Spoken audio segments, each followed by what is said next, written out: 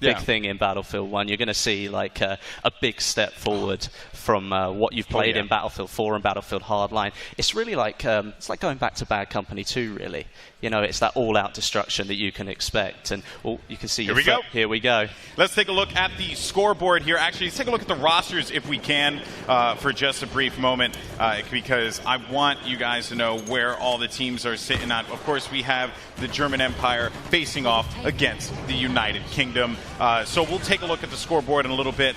But in the meantime, though, let's talk about this gameplay. And here also, by the way, is the Spectator Mode, what you guys used to if you had played Battlefield 4, if you played Battlefield Hardline, and, of course, our great guys in the back getting all the awesome camera shots. Yeah, they're making sure that we're seeing the best of the action today, and that's a really important part for everyone out there watching, is that you get to see some proper gameplay now. Like you were saying, we've seen the trailers, but it's now time to see something, you know, fully fledged, in the flesh, Battlefield 1.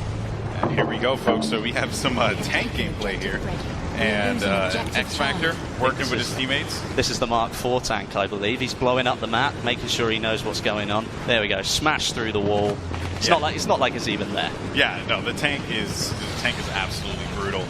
So now X-Factor is going to be inside of the tank, working with Mitz here to clear this spot, and now moving over to, I believe this is going to be Stone Mountain's POV. Yeah, I believe so.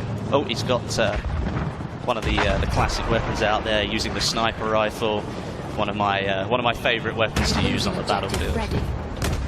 Okay, so now just to kind of give everyone an update as to what it is that we're going to be playing. It will be Conquest, what you know, what you love from Battlefield. 6 points up for grabs for those of you who may be new to the franchise. Look at that tank. Look at it. It's just incredible. Look. That is one of the heavy tanks that you're going to be seeing in play as well. Good shots, though, trying to lay down with that pistol. Is he going to take him? Grenade going out. You can see the bolt action shots too, and also some of the variants that you're going to see a unique. Oh, gets him right in front, but that's going to be an assist. Fantastic. Something that you're going to see today is all the different weapons that are going to be available, and well, there are quite a lot of them we're going to get through today, and loads of different perspectives. So you'll get an all-round feel for Battlefield 1 in the Conquest game mode. Yeah, this is looking insane right now. This cinematic shot. Look at all the players running around. It's fantastic. Good stuff indeed. So continue to move forward, trying to go for that cheeky no-scope. Not going to find that one. But progress continuing on forward. Blue team currently, if I'm reading that screen correctly, has 2 points, working on A and E as well. They're leading 26-19 as well, which means they've got the upper hand so far. German Empire versus the United Kingdom. Look Airplane battle. Now, when I did the Battlefield 4 Showdown, one of my favorite things to capture were the airplane battles, right? And here we are yet again with the biplanes. Something that I don't think... Got hung up there. That would have been bad, man. That would have been bad. That would not have been good. And you could see, actually, that... Oh, no, don't go to the ground. Okay, well, he's out of there. Just taking a quick pit stop, that's all. Yeah, you know, just look at the scenery, though. Emergency landing. Everything going on around you. There's tanks on the ground, all the airplanes up in the sky.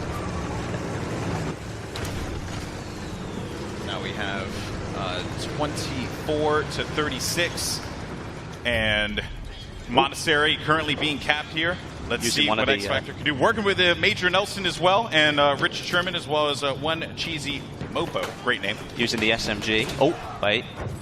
Pulling up one of the mounted weapons. Yeah, the mounted weapons here, of course, if you're holding off on this flank here, you have to be very mindful too, because tanks can come in and just shred that wall. Yeah, right. If you think you're going to be able to maintain position there for a long time, as soon as they get wind that you're holding that spot, they can send a tank there and just absolutely destroy. And a couple things to note about the tank classes as well: it is an actual class that you select, and then you go into the game with the tank class, which has its own gun, its own tools, all these different items.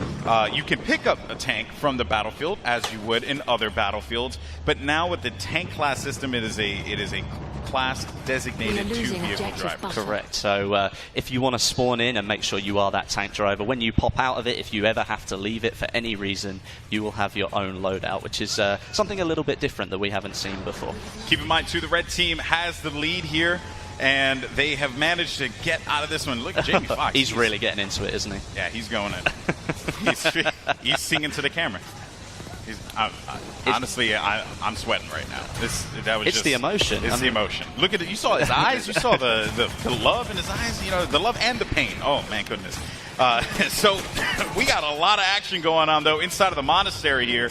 Look at it. It's already fully destroyed. Yeah, it's fantastic. The scenery that's on offer. Oh, taken out. Nice. Taken out. Nice stuff.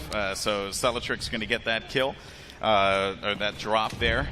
Let's see what we have as we potentially switch perspectives. And you saw right there, as a matter of fact, too, that was the way that you spawn in. Yeah, I was hoping that we could have actually caught that view for a brief moment, because it is so cool how you spawn into the game. So in previous Battlefield titles, you had a 2D map that just showed you where everything was going on in the battlefield, right? Yep, correct. This time around, though, that map that was once 2D, that is the actual game itself. Like the match that is taking place, all the players move. You can see the explosions happening throughout the battlefield. It's all there. And then when you spawn in, you actually swoop into it. Good stop there. And again, trying to see who is that. It's going to be Doom 49. Yeah. So it will be Doom 49. Oh, can he take him? Oh, he got the assist. He got the assist. I mean, you were going back. Let's go back to the spawn screen. It gives you a feeling like where you're zooming in, you're a lot more aware of what's going on around you, because you can see the explosion. You can see that player moving. If an enemy's spotted up, then it gives you the chance to maybe switch where you might want to spawn, so you don't die as soon as you jump in. Yeah, it's a really just cool looking moment too when you swoop into that site. But here we go, over to Matt's perspective here, as he's just going in with the SMG, nice close quarters weapon. That's right. Using it to full effect. Multiple variants as well for that one that players are going to have the option to use here in this particular build. And I think that was an anti-tank grenade that he just picked up there. And check out Snoop Dogg.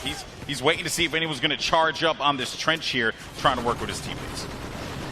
Well, you can see the concentration. Look at all these players. They're all just looking out, going, right, well, I've got to really concentrate here. I've got to make sure that I'm in. That you can see Stone Mountain there just behind. He's making sure that, see, he's telling his players what to do. Getting the troops to fall in line, man. Getting the troops. And here we go. So this is the spawn system.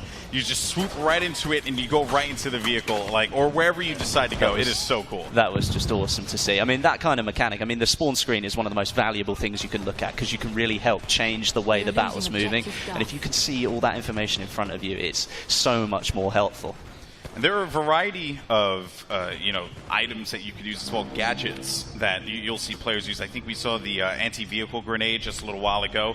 Back over to the spawn again, and moving in with Major Nelson here.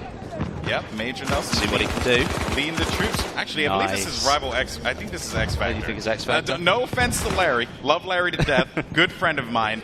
I just haven't seen Larry move like this in quite a while. So I don't know if that's Major Nelson. But here comes the airship, Westy. This is the special bit. So what you've got is an extremely powerful piece of weaponry right here. Is it the British Army have got this one right now? Yeah, so because of that, the way it works essentially is that you want to look at it as when the team is down, it's that last-ditch opportunity, that last effort to be able to get back into the game. And the airship, if used properly, can cause a lot of damage. It is an incredible piece of weaponry, a behemoth, if you will. I mean, obviously, though, it's a huge target. As we can see, it's getting shot already. So it's not something that you're likely to miss in the sky, but all that power right there. If you were down and you needed to take a couple of flags back in Conquest, this could give you the power to do that. You can absolutely obliterate people with the guns that are on it. Infantry don't stand a chance. So it really is the last ditch, but you could turn things around. The plane just landed right in front of us. And good shot there. And look at Terry Crews throwing down on the PC. That's what's up, man. You know, just looking for that opportunity. I think he found someone in front of him and now he's just yelling. Yeah, well, I mean, again, it's the emotion, raw emotion. On board with Snoop Dogg. He's in one of the tanks, I think, or is it the armored car? I think it might be the tank. Yeah, I think that is the tank there. And over here, Stone Mountain's POV dealing with a lot of pressure, and Sea Nanners coming out of nowhere, giving him the business. That's unfortunate. One thing we did see there was one of the new movement mechanics, the way that you can pull yourself up on top. You might have just seen it before the guy hit the floor. You can now pull yourself up onto cover that's a lot higher than you, so you can use the cover to your advantage, or you can drop down behind it, but then you can spring out in surprise as well. So there are different kinds of movement mechanics in the game that are new. As you had mentioned before, the high vault, as it's called. Yep. You know, in other Battlefield games, there may have been like a gate or like, you know, stone fencing or something like that you couldn't quite get over. Now you can. It's just all one fluid motion. Look at the tank just running through everyone here. I don't even know who's in that tank, but he is looking to cause some damage. Yeah. And here's a couple of interesting notes about the tank too. So you can actually target damage tanks this time around, right? Correct. So if I want to eliminate the treads, I can eliminate the treads. I can do the best I can to... Whoa, okay. That was interesting. But yeah, like you say, the damage is individual to certain parts, but it's not just these tanks that we've got here. There are different types of tanks in Battlefield 1. So you've got light tanks, medium tanks, and heavy tanks. Obviously, the name will tell you a little bit about what they do, but a light tank can only hold one player, so you could be very effective on your own. But if you want to sit down with some of your squad mates, you can move into a medium tank. That's got 3 seats in it. And if you really want to take your full squad in a tank and you want to go bowling around the battlefield and just causing absolute havoc, then you can use one of the heavy tanks. That's got 5 seats in it. Yeah, and another thing to note as well about, you know, just the tanks in general, they are tied to those specific classes, right? They contain a variety of weapons depending on the situation, but most importantly, though, they contain a repair hammer, right, which you can use to actually give yourself that, you know, to keep you alive and keep the tank going. Also, another thing to note too, and I do want to talk about this, you can actually self-repair your tank. Yes, you can.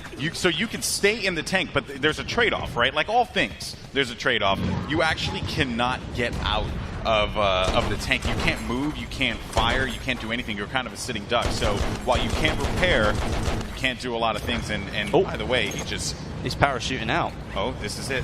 This is what we were waiting for. Just raining destruction on his opponent here. Finds one in front of him. He's just going to land on this building. Here we go. Is he going to make it? Nice. Good stuff there. Takes him down. No, but that's one thing about the airship. If you do spawn in, you happen to be in one of the weapons, you want to get back into the action. Maybe you want to get a little bit closer to the enemy. You think you can do some damage. Well, you can just jump out, parachute down, and get straight back into the battle.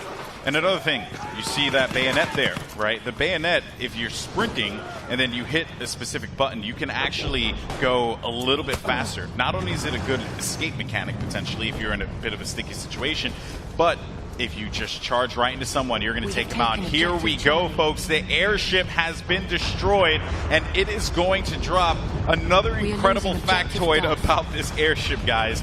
It doesn't matter where it, like, there's no, like, pre-programmed, like, this is where this is going to fall. No, it falls anywhere. All those buildings down there are going to be destroyed. Just watch this. Oh, it's my incredible. Goodness. This is crazy. No, why would you go there?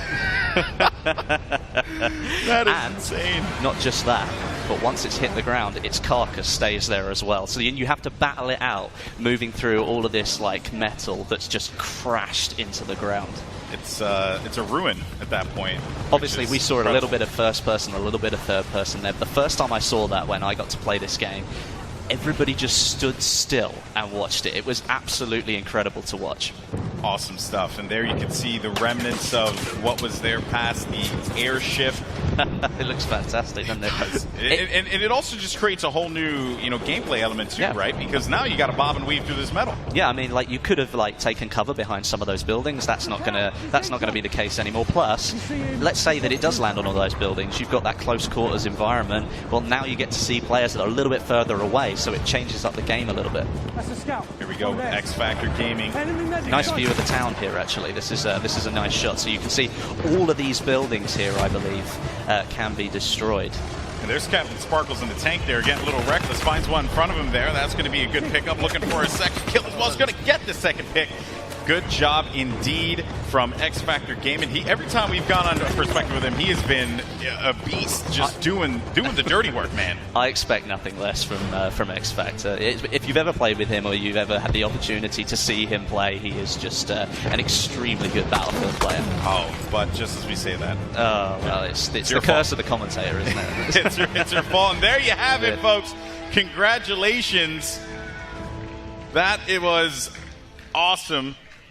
If I'm correct, I believe that was the German Empire who came out on top of that victory. Well, because obviously the British got the airship, but perhaps they couldn't quite use it to full effect.